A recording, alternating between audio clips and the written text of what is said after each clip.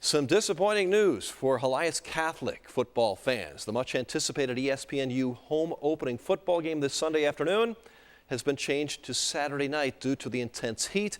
The new game time is now 8 p.m. Saturday night at Atkins Stadium. We will still have our first Central Bank KRCG tailgate beginning at 6 p.m. Free t-shirts, hot dogs, chips, and sodas. That's a good deal. The bad deal is no ESPN coverage of that game. The Eldon Mustangs will open the season on Saturday afternoon, a home game against Madison Prep. It's still scheduled for 2 p.m. That's where Shannon Jolly's team practiced today at Mustang Memorial Park. Jolly has done a great job in turning this program around. After some lean years, Eldon has made the state playoffs the last 2 years, coming off an impressive 9-4 season. When you get a program going and where we're at, we hope that the expectations will stay the same each year, and that's to work towards the state championship. And we're getting closer and closer, and had a lot of good players leave this year, but I think the kids that we have in have had a good summer. So, expectations are always high now. The Battle High Spartans from Columbia will begin their second year of varsity play. Head coach Justin Conyers' team had a very respectable 5-4 inaugural season at Battle with the roster that included only underclassmen. So the Spartans return everybody on offense, everybody on defense. 22 starters are back.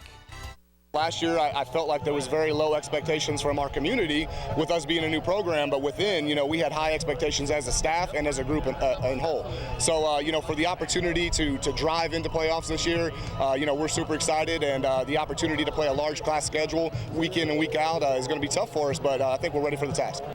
Battle High will open up the season Friday night. Long road trip to Southeast Missouri to play Jackson. Back in Columbia, the Rockbridge Bruins will open against the Rockhurst Hawklets this Friday night, one of the best opening night matchups in the state. The Bruins ranked 4th in the Class 6 state poll. Rockhurst is 6th. Rockbridge made it all the way to the state title game last season, ending runner-up to Blue Springs. I just want our guys to kind of have like they did last year, some resiliency, some poise. Don't worry about the wins and losses. Worry more about getting ourselves better each week. And I know it sounds cliche, but really all that matters is the district. And last year proved that for us. It's proved it in the past, too. And here's a look at our illustrious KRCG Mid-Missouri Prep Power Poll voters this season. Joining our KRCG sports staff is Mike Bissell from the Lake, Greg Jackson, the Fayette Observer, Steve Malincrot, KFAL Radio, and Ryan Boland from the Fulton Sun. Our preseason poll is out. You can always find the Mid-Missouri rankings on our sports page each Monday.